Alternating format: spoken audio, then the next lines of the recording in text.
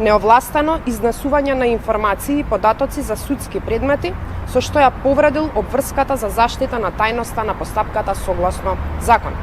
Нарушување на угледот на јавното обвинителство и неговиот личен углед, не постапувајќи согласно обврските кои што се предвидени во Уставот, законите и меѓународните договори ратификувани во согласност со Уставот.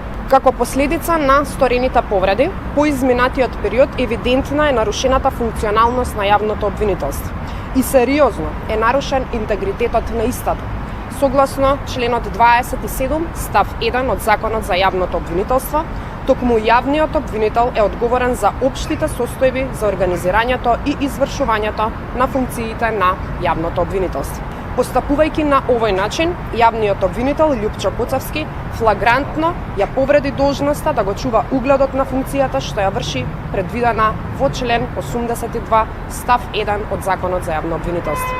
Имајќи го предвид наведеното, владата му предлага на собранието да го разреши од функција јавниот обвинител на Република Македонија Љупчо Коцевски.